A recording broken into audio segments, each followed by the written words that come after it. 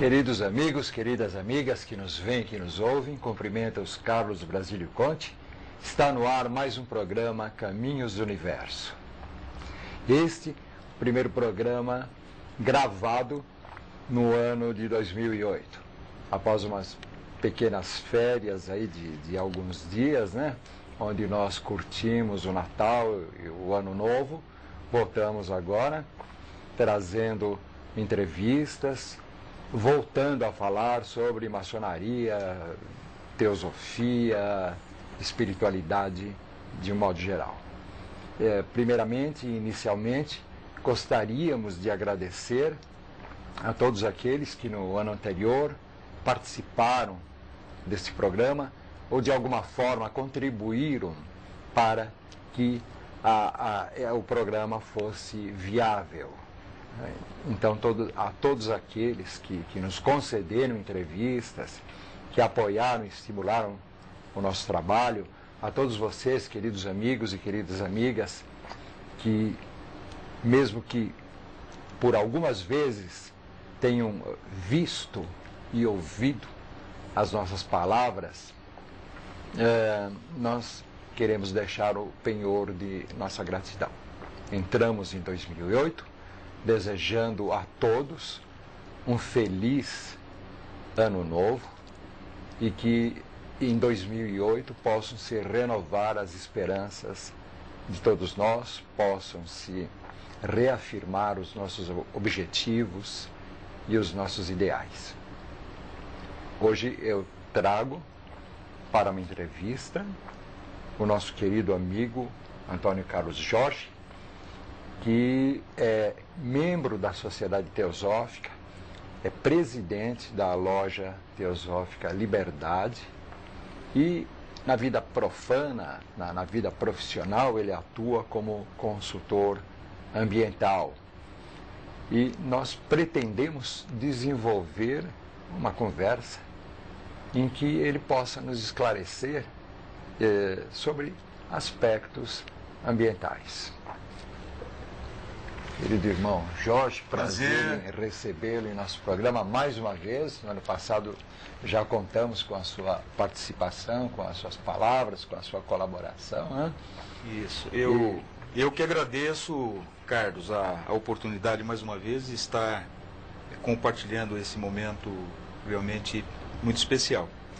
Eu quero também desejar àqueles que estão nos assistindo, quer dizer, um ano de 2008 repleto de luz, paz e prosperidade. E que estejamos todos realmente sintonizados por essa causa ambiental que realmente é muito importante. Que assim seja, amém. Para iniciar esse nosso bate-papo, né? O ano anterior você esteve aqui e nós conversamos realmente sobre teosofia, espiritualidade, astrologia, enfim, assuntos ditos mais esotéricos, né? Hoje, com os pés mais centrados na matéria, no chão, na terra, né? Nós queremos que você nos fale alguma coisa sobre a terra, a mãe terra, né? Então, eu te perguntaria inicialmente, face ao que temos visto no noticiário, na mídia, na televisão, nos jornais, sobre a degradação ambiental, sobre a devastação que sofre a nossa querida Mãe Terra, né? A pergunta inicial seria essa: como é que fica? A Mãe Terra tem cura ou ela vai morrer? A pergunta realmente é de muita complexidade, mas eu penso que a Terra, com todos os impactos ambientais causados pela civilização humana, não tem a capacidade de destruir a Terra, né? A Terra ela tem os seus mecanismos de regeneração, de recuperação. Resta saber se o homem não vai se autodestruir, né? E juntamente com ele, quer dizer, toda a biodiversidade existente. Quer dizer, a Terra, ela continua, né? E teve até uma revista recentemente lançada, acho que não chega a um ano, que tinha uma matéria, não sei se me parece que foi a Galileu, uma matéria que dizendo se não houvesse interferência humana aqui na cidade de São Paulo, a Mata Atlântica ela seria reconstituída na própria capital. Então, quer dizer, o poder de regeneração da Terra realmente é muito grande. Em quantos anos se daria essa recuperação? Existe alguma estimativa? Olha, tudo assim? depende de como o homem vai proceder, quer dizer, com relação à sua conduta, daqui para frente. O grande problema ambiental, quer dizer, ele está focalizado na questão da atmosfera, no efeito estufa, né? São vários os desdobramentos relativos ao impacto ambiental, mas esse me parece que é o mais contundente. Já tivemos no passado recente a questão do buraco de ozônio. Isso é uma prova de que o mundo, se for organizado, ele consegue reverter o processo. A questão do buraco de ozônio era um gás, CFC, é o clorofluorocarbono, que é uma molécula que sobe a altas camadas da atmosfera e ela provoca, quer dizer, uma reação química e destrói o ozônio, que é uma camada protetora, né? Isso já se fez ações no sentido de corrigir esse gás não está sendo mais fabricado, né? E o buraco começou a ser reduzido, né? Esse gás, ele era me parece, salvo o melhor juízo, né, de várias procedências, né? Então existia aquele fabricado pelo homem, né? E existia também uma quantidade dele que é natural, né? Me parece que até é proveniente de certas atividades biológicas. Então, só eliminando aquela parte industrial já foi o suficiente para diminuir o buraco de ozônio, alguma coisa assim? O CFC realmente é um gás industrializado, né? É um gás que é utilizado para refrigeração de ar-condicionado, refrigeradores, freezers, né? Na natureza ele não existe? Na natureza não existe esse é um produto é um produto realmente industrializado. Agora, me parece que a questão do CO2 e outros gases que provocam o efeito estufa, esse me parece muito mais difícil de ser contido, em função, quer dizer, do grande volume que ele é jogado na atmosfera, né? Sei. Então este é o grande desafio que a humanidade tem a ser enfrentado. Essa questão ambiental, ela de certa forma, ela é nova para a humanidade, né?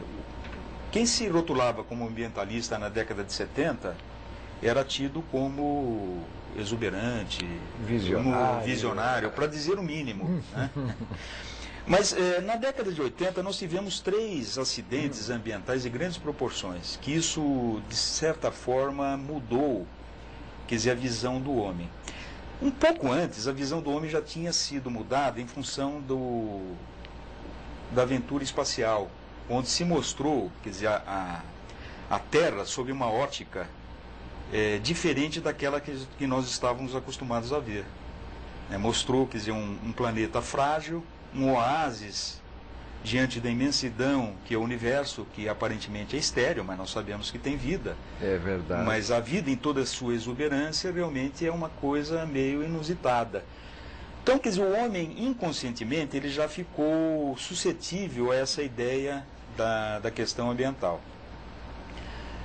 Mas tiveram 3 casos emblemáticos na década de 80, 3 acidentes, quer dizer, foi o Chernobyl, um acidente de grandes proporções. Tivemos o vazamento daquele petroleiro no Alasca, o Exxon Valdez. E o terceiro acidente muito mais realmente doloroso, que foi o vazamento de um gás de uma fábrica na Índia, em Bhopal, que isso provocou a morte imediata por asfixia de milhares de pessoas. E hoje, 20 e tantos anos, ainda centenas e milhares de pessoas ainda são acometidas desses males, né? Essa empresa era uma empresa da União Carbide e me parece que as indenizações ainda até hoje não se concretizaram.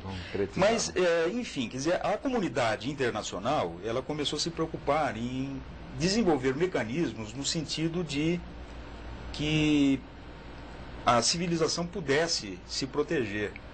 E aí nós tivemos a grande reunião, a grande primeira reunião organizada pela ONU, que foi a Eco Rio 92, que lançou, quer dizer, pavimentou as condições necessárias para que houvesse posteriormente a reunião em Kyoto, onde foi consignado o protocolo assinado por 147 nações, me parece, né? O fato de o Brasil sediar a primeira grande reunião voltada a esses problemas ambientais foi fortuita ou teve alguma determinante?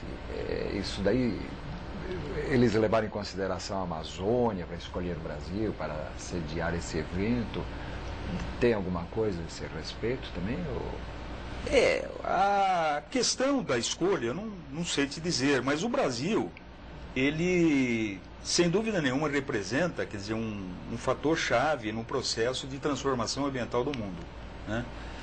Então, realmente, a Amazônia, ela é realmente uma área muito cobiçada, né? Porque sabem que aqui realmente é a grande última fronteira existente no mundo em termos de biodiversidade, né? Mas o fato é que o protocolo de Kyoto, ele assinala, quer dizer, uma redução muito modesta, de 5,1% das emissões registradas no ano de 1990, a serem cumpridos entre 2008 a 2012. Então, essa redução, ela é muito pouco ambiciosa, e não é isso que vai determinar, quer dizer, a redução necessária para que nós possamos sair dessa grande encrenca que a humanidade se meteu. Quer dizer que nesse ritmo nós estamos caminhando para a beira do abismo. Beira do abismo. Próximo bloco, vamos ver aonde nós chegamos nessa beira do abismo. Até já. Queridos amigos, queridas amigas que nos veem, que nos ouvem, voltamos nesse segundo bloco com a entrevista que nos está sendo concedida pelo nosso querido irmão Antônio Carlos Jorge. Antônio Carlos Jorge, nós vínhamos falando sobre o caminhar para a beira do abismo no bloco anterior, né? E deixa eu te fazer uma colocação. Uma vez eu li numa revista que um cientista do primeiro mundo, não me lembro de qual país, ele fez uma declaração que eu achei interessantíssima. Ele comparava a Terra a um grande hospedeiro e a humanidade, os seres humanos, a um parasita. E ele dizia que toda a relação que envolve parasitas e hospedeiros, ela só tende a ter dois caminhos no final. Ou o parasita mata o hospedeiro, ou o hospedeiro acaba com os parasitas, né? No caso da nossa relação, a relação humana com a relação da Mãe Terra, do planeta Terra, qual seria o desfecho? Essa é uma visão bastante crítica em relação ao homem, né? Mas eu penso que a humanidade, naturalmente a Terra, ela tem uma trajetória de vida, que vai se exaurir, quer dizer, em função da própria vida do Sol, que são 9 bilhões de anos, nós já percorremos 4 bilhões e meio de anos, portanto estamos aí no ponto axial da vida, né? Da expressão da vida. Mas a humanidade, ela realmente, penso eu que ela vive em função, quer dizer, das condições fornecidas para que haja vida pelo próprio planeta. Nós temos a teoria Gaia, que indica que o planeta é um ser vivente, né? Dentro da teosofia nós advogamos essa filosofia, essa visão que realmente, além de ser muito profunda, espiritual, ela realmente é muito bela, né? Realmente. Agora, o fato é que me parece que a humanidade ela se desviou dentro da sua trajetória de desenvolvimento humano, né? Isso tudo é resultado de um sistema equivocado de vida, né? O homem ele está alicerçado, quer dizer, em determinadas condições, onde o importante é ter e estar, né, em detrimento do ser. Então, quer dizer, a vida hoje é hedonista, quer dizer, o homem vive o prazer do momento e sua vida obstinada a acúmulos materiais, né? E que isso não resolve a sua lacuna espiritual. Então nós vivemos, por exemplo, numa cidade que é uma sandice, na realidade, em termos de qualidade de vida, né? Quer dizer, são equações que economicamente não se fecham, né? O homem ele é compelido, mesmo pelo sistema educacional, a procurar, quer dizer, a se pautar a sua vida pela competitividade, no sentido de acumular, né? Então nós temos a geração de uma economia, quer dizer, pautada pela concentração de renda, por um lado, na mão de uma minoria, e a exclusão de uma massa de seres mergulhada realmente no mar da desesperança.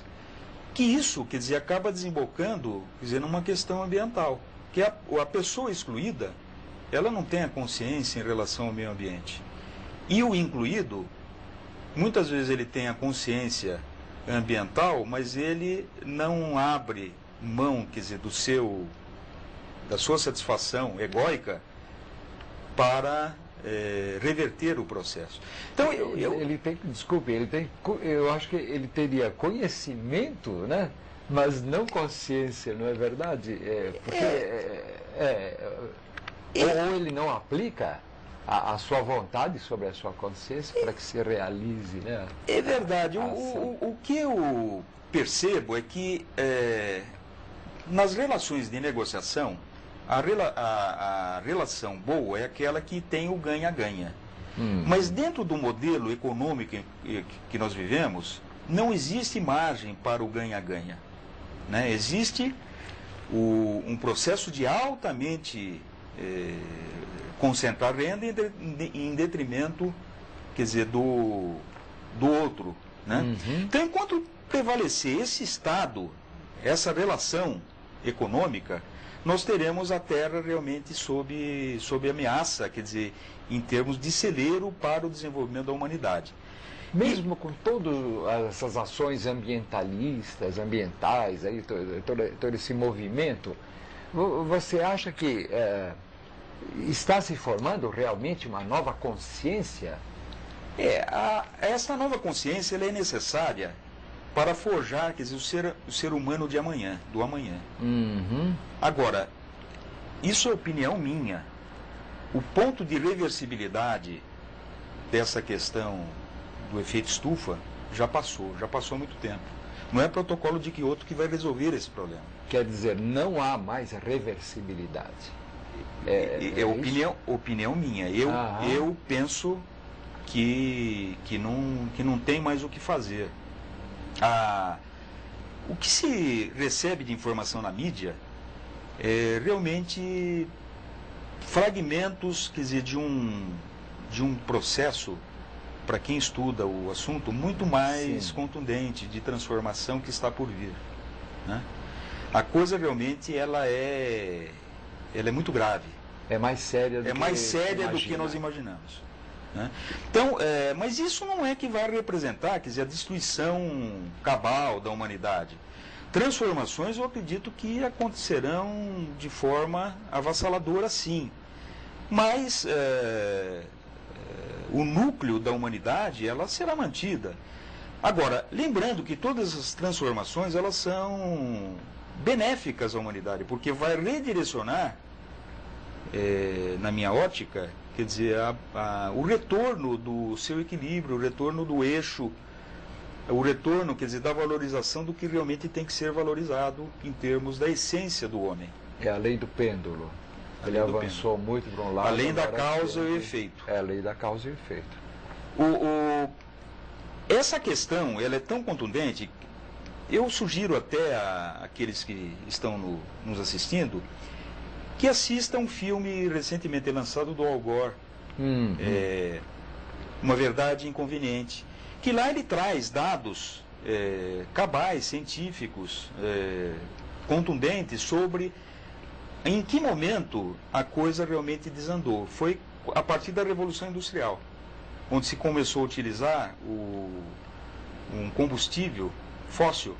Inicialmente, quer dizer, as reservas minerais provenientes da madeira queimada, que se utiliza ainda, né?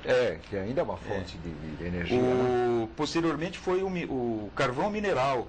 Na China, basicamente a energia da China é produzida por carvão mineral, que é altamente poluidor. Ela gera CO2, assim como o carvão vegetal. Depois nós tivemos a era do petróleo. Isso tudo, quer dizer, agravou a situação.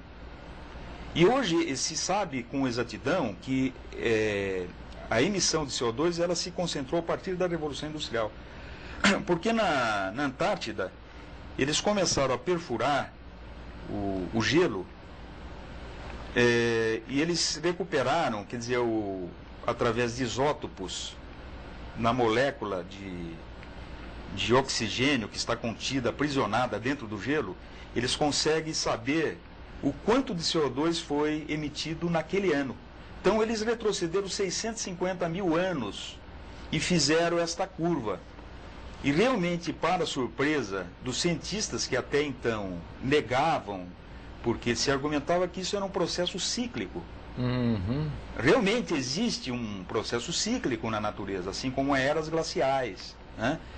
Mas não este. Este é pela ação realmente humana. E, se não me engano, nessa pesquisa, também se constatou que na época do Império Romano, não é?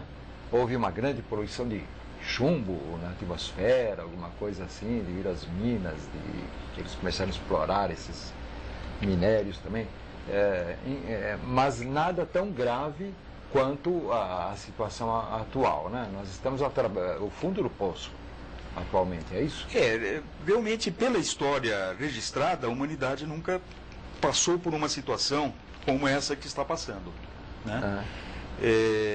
Tem registros, por exemplo, de emissão de CO2, quer dizer, de uma maneira mais contundente, que por atividades vulcânicas, né?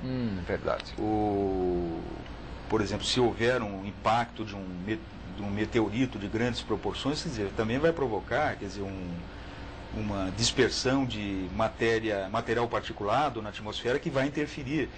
Mas isto não tem sido registrado, quer dizer, nessa retrospectiva feita por esta análise, né? Certo. Realmente a coisa é preocupante em função dos últimos 100, 150 anos, né? Agora, Antônio Carlos, quando se fala em irreversibilidade, então vamos traduzir isso daí em alguma coisa palpável, assim, por exemplo. Irreversibilidade significaria, você já deu uma indicação que não, mas eu queria confirmação.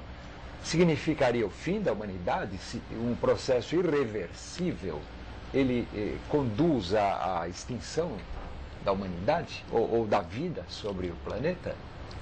Como é que seria esse jogo? Eu não diria que seria a extensão da humanidade, seria a extinção de um modelo de vida. Mas alguma vida sobreviveria? O próprio homem, eu acredito que sobreviveria. E se reorganizaria? Se reorganizaria, quer dizer, sob a égide de um outro conceito, de outro valor, de uma outra orientação, onde estaria voltado, quer dizer, para uma sociedade mais fraterna, mais alinhada com os interesses realmente da coletividade. Certo, quer dizer que você não prevê o fim da não, eu vejo o fim de uma era. De um processo. De um processo. De um conceito. De um conceito. Nós infelizmente o reloginho já está apontando, né? E o nosso tempo está se esgotando e o tempo aqui é inexorável, né? Então nós temos que parar, mas te convidamos para na próxima semana dar continuidade a esse tema tão interessante, né? E tão vasto. Eu acho que 1, 2, 3 entrevistas, nós poderíamos desenvolver aí muitos programas falando sobre esse mesmo assunto. Mas, próxima semana, nós voltamos. Quero desejar a todos uma ótima semana. Amigos, queridas amigas que nos veem, que nos ouvem, cumprimento os Carlos Brasílio Conte. No ar, mais um programa Caminhos do Universo. Semana anterior, nós estávamos entrevistando o nosso querido irmão Antônio Carlos Jorge, membro da Sociedade Teosófica, presidente da loja Teosófica Liberdade e consultor ambiental na sua atividade no mundo profano, no mundo empresarial. E hoje nós o trouxemos novamente, ele foi convidado para dar continuidade ao tema meio ambiente, ambientalismo, biodiversidade, o futuro do planeta Terra, enfim, todas essas questões correlatas. Querido irmão, mais uma vez, prazer. Muito feliz em você ter aceito o nosso convite, né, pelo qual antecipadamente já agradecemos, né? E retomando o tema, né? Até depois ouvindo o que nós conversamos na semana anterior, né? Eu fiquei com uma pergunta no ar. Antônio Carlos, você não pintou com cores muito fortes o panorama mundial frente a esses problemas ambientais? É realmente a situação, ela atinge esse nível de preocupação? Bom, eu gostaria de agradecer mais uma vez a oportunidade e para continuarmos a falar sobre essas questões que tanto nos incomodam, né? Em verdade. Esta questão que você coloca, e eu realmente fui muito contundente na abordagem, eu acho que realmente a situação é realmente preocupante, né? As cores eventualmente podem ser realmente assustadoras, mas eu não vejo de uma outra forma. Elas refletem uma realidade. Elas refletem uma realidade. Para que nós pudéssemos, quer dizer, ter uma situação sob controle, nós teríamos que eliminar as emissões já numa quantidade muito superior àquela apontada pelo protocolo de Kyoto, que indica, como eu havia falado, de 5,1% das emissões de 90. Lembrando que foram 30 nações que se comprometeram a fazer as reduções. O Brasil, embora tenha sido signatário do protocolo, ele não tinha o compromisso em função de ser uma nação em desenvolvimento. Foram 30 nações que se comprometeram à redução. Lembrando que logo depois da assinatura, os Estados Unidos, quando assinaram, era o Bill Clinton o presidente. O Al Gore, o vice, era uma pessoa com um compromisso ambiental ligado, quer dizer, sua própria história de vida. Mas tão logo o Bush adentrou a Casa Branca, quer dizer, ele retirou a assinatura desse protocolo, sendo que os Estados Unidos é o grande poluidor mundial, né? O grande vilão, da questão. E outro país que também retirou a assinatura foi a Austrália. Embora a Austrália, recentemente, quer dizer, politicamente, ela referendou, quer dizer, a sua assinatura. Os Estados Unidos, é verdade que existem muitos estados que estão realmente comprometidos com o protocolo. Mas olha, 5,1% é tão modesto e já provoca, quer dizer, tanto problema de adesão, quem dirá, quer dizer, o que deveria ser realmente reduzido, né? Então eu penso que este modelo econômico não tem espaço de manobra para que nós possamos fazer, quer dizer, a lição como deveria ser feita, né? Por isso que a minha visão aparentemente é pessimista, mas não é pessimista, ela é uma visão realista. Agora, é uma visão minha. Isso não significa que as pessoas necessariamente devam comungar dessa mesma linha, né? Me parece, eu não sei, pelo até que nós conversamos, né, nos bastidores antes da gravação, né, que você considera que isso vai levar fatalmente, por imposição até das circunstâncias, num futuro médio aí, que a humanidade repense o seu modelo e o seu conceito, né, de vida. Você poderia esclarecer alguma coisa a respeito disso? Pois bem, serão colocadas questões inexoráveis à humanidade, né? Quer dizer, a mudança no regime de chuvas, isso já é uma realidade. Áreas que até então eram produtivas, hoje estão desertificadas. A escassez de água potável, doce, embora o planeta seja chamado planeta água, mas a água potável é muito ínfima perante toda a água que o planeta tem. Isso são questões que colocarão a necessidade do redesenho geopolítico humano, né? Então, eu penso que muitos ingredientes serão adicionados a esse novo contexto que redesenharão, quer dizer, o planeta.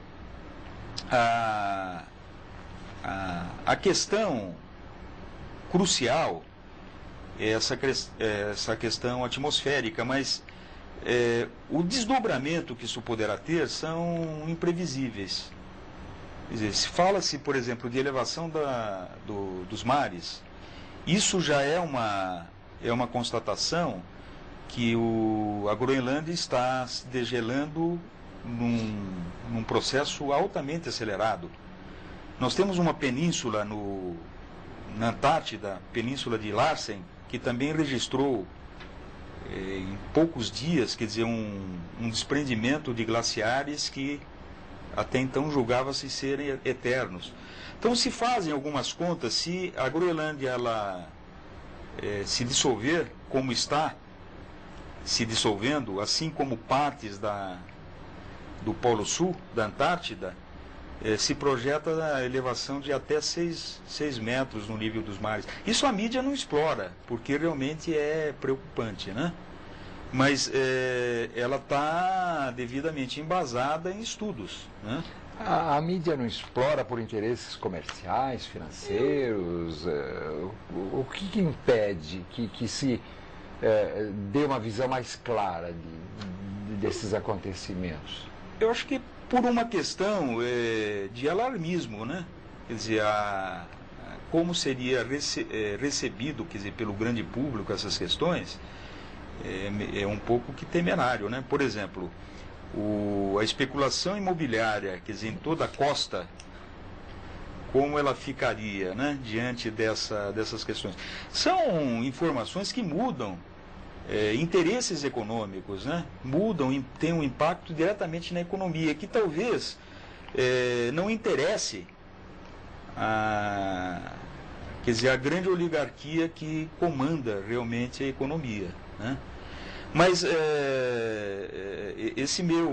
a minha fala não tem nenhum viés político, hein? É uma questão realmente de quem observa, de quem estuda. É uma constatação, não? De quem estuda essas questões de uma maneira isenta até. Naturalmente, existe um viés espiritual, mas isso não está sendo colocado aqui como fiel da balança em termos do que... É verdade. do que deverá suceder, né? Mas não é que eu me sinto preocupado. Para mim isso, de certa forma, é até um vetor positivo, porque, de certa maneira, é um vetor de mudança que vai colocar a humanidade dentro de uma perspectiva humanista de vida, né? Ou seja, para fazer um omelete é preciso quebrar alguns ovos aí. Vai ser preciso acontecer algumas catástrofes, alguns danos à humanidade para que ela se redirecione. Eu penso que os ciclos de civilização, eles, assim como a própria vida, ela se manifesta em ondas, né? Nós temos como as gunas dentro da filosofia védica, né? Nós temos o processo sáttvico, tamásico, né? E rajásico, né? Então, tem um processo de construção, de estabilização e de mudança. Agora, mudança não significa necessariamente destruição, mas para você construir um novo modelo, é lógico que a destruição ela é inevitável daqueles valores até então tidos como corretos. É verdade, toda renovação implica numa destruição de alguma coisa, né? Perfeito. Para que haja espaço para o novo, né? Isso, exatamente. E eu vejo, quer dizer, este momento que nós estamos vivendo como sendo o ponto de intersecção entre duas tendências, uma que está se exaurindo, que nitidamente associado a valores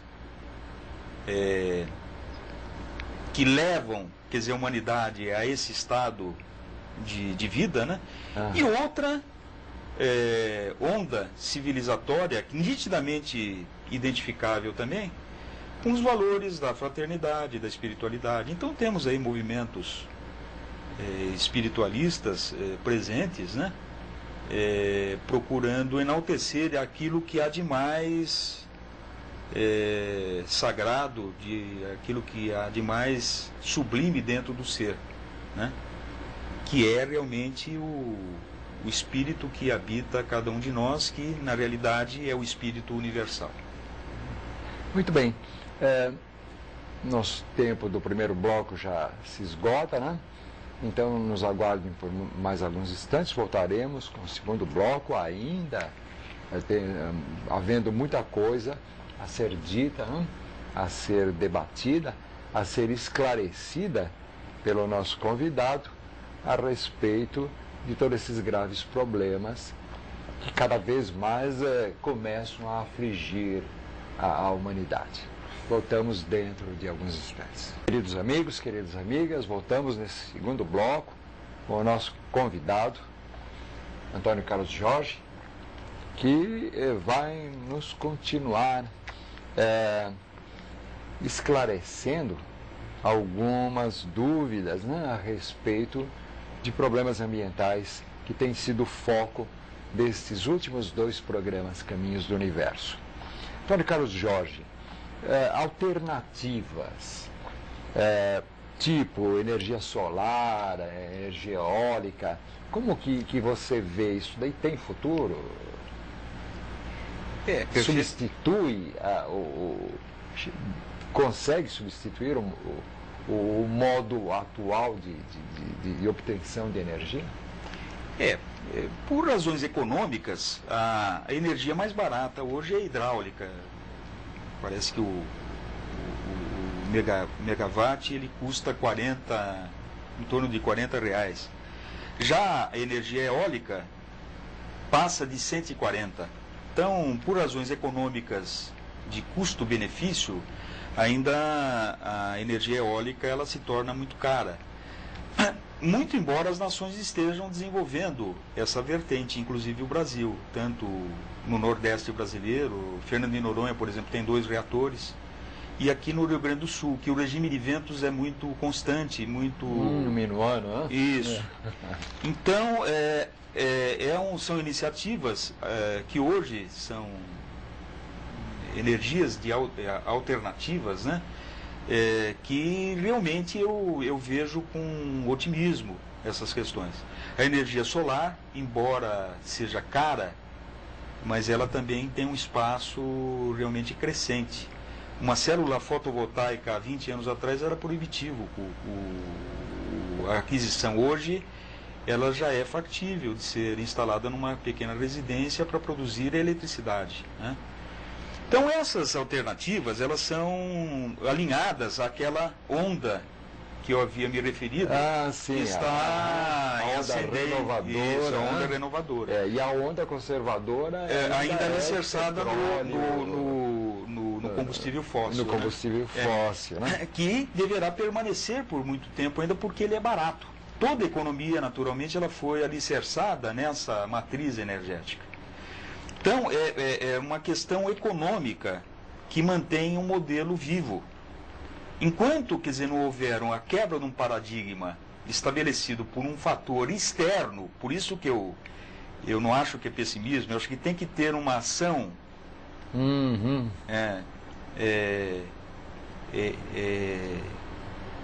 externa para que haja mudança de paradigma, né? O homem, ele não vai sair da zona de conforto pura e simplesmente porque o meio ambiente ele vai cobrar o seu tributo lá na frente, né? Então, por isso que eu penso que as alterações elas serão contundentes realmente no sentido de redirecionar e dar vazão, quer dizer, a investimentos de desenvolvimento de produção de energia de uma maneira mais barata. Agora, lembrando que o sistema também exige, ele demanda, quer dizer, um volume de energia muito acima do que o homem precisaria para viver, né?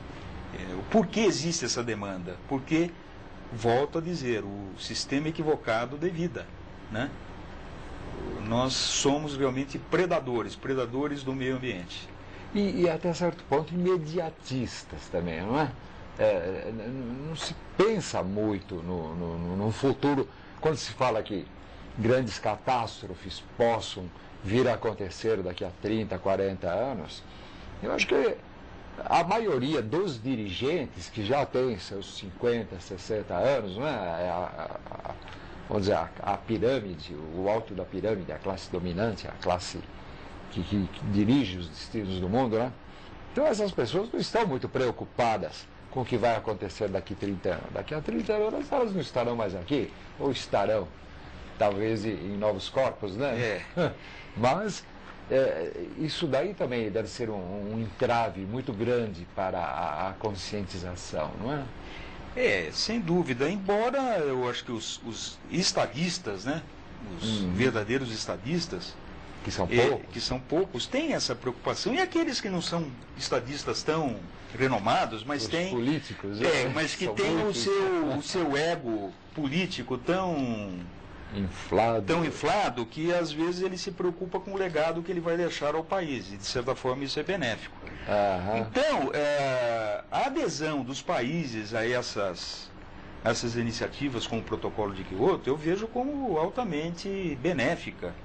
Porque se nós fizermos uma retrospectiva de 30 anos atrás, e hoje, nós vemos que tem uma mudança de comportamento das nações. Quer dizer, esse comportamento ele não está sendo levado de uma maneira pragmática, mas nunca se falou tanto dessas questões como hoje, né? Então eu vejo com otimismo essas iniciativas, embora não acredito que elas tenham o poder da transformação. Da transformação sem um dano, sem um dano já irreversível. O viés econômico ele é inevitável, né, nesse processo. Você vê, o protocolo de Kyoto, 5,1%. Tem nações que não conseguirão, principalmente as nações da Europa, que são muito pequenas e altamente poluidoras, mas elas não têm como diminuir essa emissão. Então se criou um mecanismo de crédito de carbono. Então, você, por exemplo, tem determinados projetos, que são chamados projetos MDL, projeto de Mecanismo de Desenvolvimento Limpo, onde você passa por uma série de certificações coordenadas pela ONU, onde você pode demonstrar que aquele seu empreendimento ele tem uma redução de emissão de CO2 ou de metano, por exemplo. Então, é um projeto onde você se qualifica no sentido de dispor ao mercado econômico esses créditos a serem comercializados. Então, digamos que tem uma determinada empresa num país que não consegue reduzir, mas ela consegue quitar o seu débito fazendo a compra desses créditos de uma empresa que implementou, quer dizer, um projeto MDL. Isso é uma realidade existente. Então, isso, de uma certa forma, estimulou a implantação de projetos que até então eram inviáveis economicamente de serem implantados. E se não fosse esses projetos ou esse mecanismo, então já estaríamos numa situação bem pior, provavelmente, não? Eu não diria, porque embora os créditos de carbono sejam de grande monta, eles pouco representam diante do que se é emitido diariamente. Representaria quanto? Muito pouco. Por exemplo? Por exemplo, a maior negociação de crédito de carbono se deu recentemente, que foi a Biogás Energia Ambiental, que é uma empresa nacional que foi montada para a captação do metano do aterro Bandeirantes aqui em São Paulo, no sentido de produzir energia elétrica. Então tem motogeradores que fazem a produção através do metano captado. O excedente disso é queimado em flares. Então tanto o metano, o biogás, que é alimentado, que é utilizado para alimentar os motogeradores, como aquele que é queimado, ele se traduz em créditos. Essa foi a maior negociação, se não me falha a memória, de crédito carbono existente no mundo. Ela não representa o que se emite, que sai em algumas horas durante o dia. Então, é muito pouco representativo isso. Eu acho que serve como uma medida educacional. Mas essa atividade pode ser, tem possibilidade de ser expandida a níveis significativos? Olha, ou não acredito que tenha. Você teria que... Porque essas atividades, elas são, de certa forma, mitigadoras. Elas atenuam o impacto já causado. O que você teria que ter são ações que não impactam o meio ambiente. Ou seja, a eliminação das emissões. É lógico que isso ajuda, mas é um coadjuvante do processo. Não é o ator principal. O ator principal é a emissão do CO2. E do metano. Se produz muito metano. Para se ter uma ideia, a gente fala sobre vegetarianismo, eu não sei o tempo que nós temos ainda. Mas essa é uma questão crucial. A produção de alimentos. Isso é uma coisa que é uma verdade inconveniente, mas que nunca é dita. Mas nós vamos tentar explorar aqui. Metade de toda área cultivável do planeta é destinada ao gado. Ou ao gado confinado ou de criação solta, né? Extensiva. A outra metade é destinada a plantio de grãos, massa foliar. Essa outra metade, pasmem, 90% vai para o consumo do gado. Somente 10% da metade é destinada à alimentação humana. Quer dizer que enquanto o homem continuar se alimentando de carne... Esse é um dos fatores. Vai ser o panorama. Esse é um dos fatores. E isto terá que ser mudado. Economicamente não se fecha essa equação. Para se produzir 250 gramas de carne, você alimentaria 40 vegetarianos. E essa verdade é inconveniente. Muito não? inconveniente. E ninguém a menciona. Quem quer abrir a mão da sua picanha No final da semana, o seu churrasquinho. Pois é, os senhores, realmente é muita inconveniência colocada. Então, essa questão do vegetarianismo, quer dizer, nós temos que nos pautar por uma vida, quer dizer, se não abstermos totalmente da carne, mas temos que reduzir, quer dizer, o consumo da carne. E drasticamente. E drasticamente. O metano que é produzido pelo gado, ele é imenso. Imenso. E não é só o gado que produz metano, mas a população de bovino aqui no Brasil, ela equivale à população de humanos. A que ponto nós chegamos, né? Infelizmente o nosso tempo se esgota, mas nós voltaremos a este tema. Não na próxima semana, mas futuramente, daqui um mês, por exemplo, eu gostaria que essa conversa não parasse por aqui, porque isso é muito interessante, muito esclarecedor, e eu acredito que com conversas desse tipo nós poderemos também dar a nossa pequenina contribuição para a mudança de comportamento. Muito obrigado, Antônio Carlos Jorge, pela sua participação. Aguarde o nosso próximo convite para aqui comparecer. E todos vocês que nos ouvem, que nos veem, que tenham uma boa semana.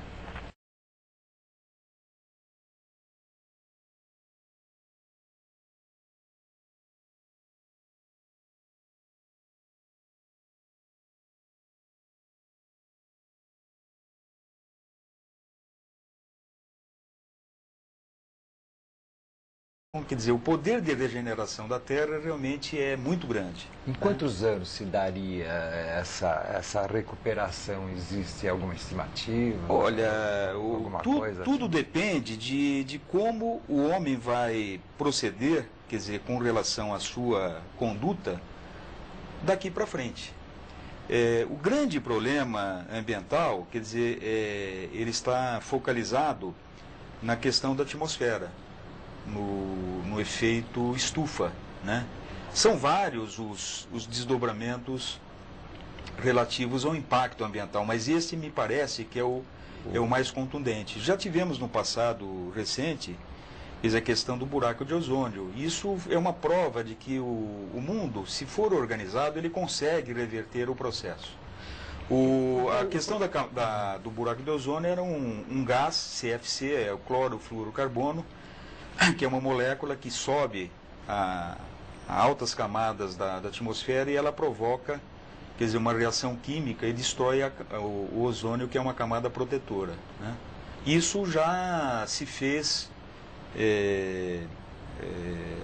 ações no sentido de corrigir esse gás não está sendo mais fabricado, né? E o buraco começou a ser reduzido, né? E esse gás, ele era me parece, salvo o melhor juízo, né, de várias procedências, né? Então existia aquele fabricado pelo homem, né? E existia também uma quantidade dele que é natural, né? Me parece que até é proveniente de certas atividades biológicas. Então, só eliminando aquela parte industrial já foi o suficiente. Biologia, enfim, assuntos ditos mais esotéricos, né? Hoje, com os pés mais centrados na matéria, no chão, na terra, né? Nós queremos que você nos fale alguma coisa sobre a terra, a mãe terra, né? Então, eu te perguntaria inicialmente, face ao que temos visto no noticiário, na mídia, na televisão, nos jornais, sobre a degradação ambiental, sobre a devastação que sofre a nossa querida Mãe Terra, né? A pergunta inicial seria essa: como é que fica? A Mãe Terra tem cura ou ela vai morrer? A pergunta realmente é de muita complexidade, mas eu penso que a Terra, com todos os impactos ambientais causados pela civilização humana, não tem a capacidade de destruir a Terra, né? A Terra ela tem os seus mecanismos de regeneração, de recuperação. Resta saber se o homem não vai se autodestruir, né? E juntamente com ele, quer dizer, toda a biodiversidade existente. Quer dizer, a Terra, ela continua, né?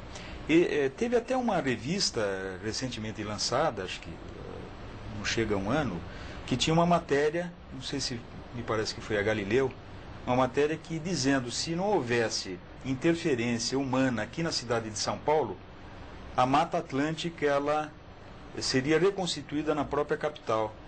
Então, e que em 2008 possam se renovar as esperanças de todos nós, possam se reafirmar os nossos objetivos e os nossos ideais.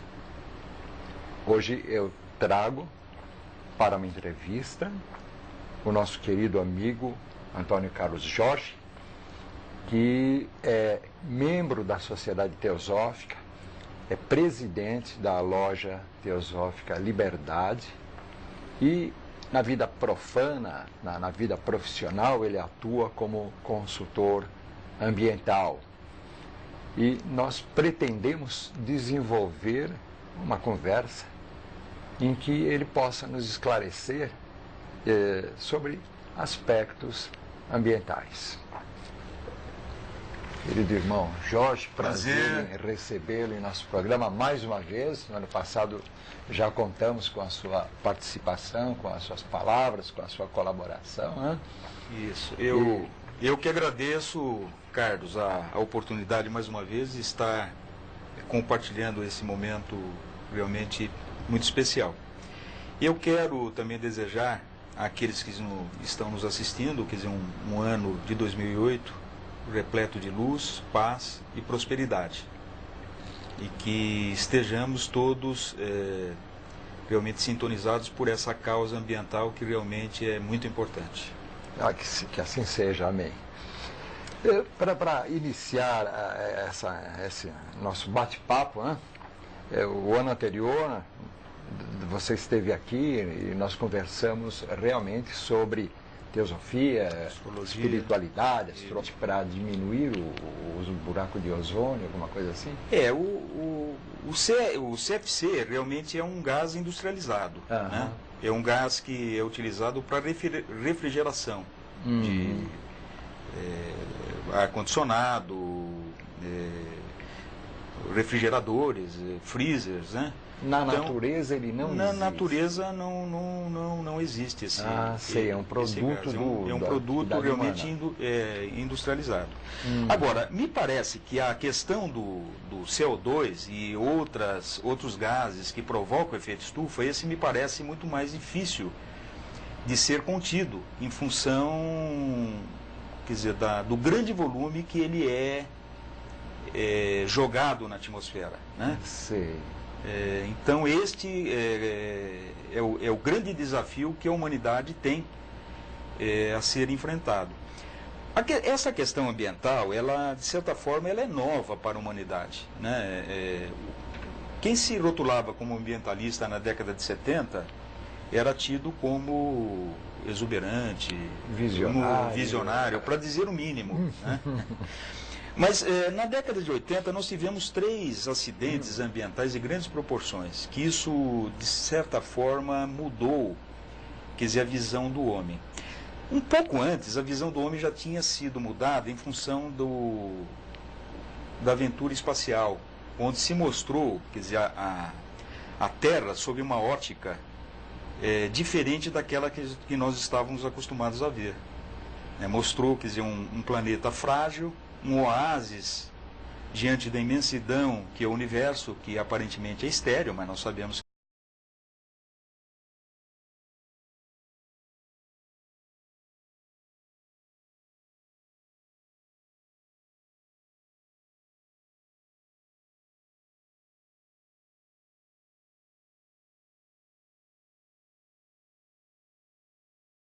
Queridos amigos, queridas amigas que nos veem, que nos ouvem, cumprimenta-os Carlos Brasílio Conte.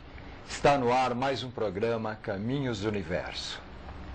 Este, primeiro programa gravado no ano de 2008. Após umas pequenas férias aí de alguns dias, né? onde nós curtimos o Natal e o Ano Novo.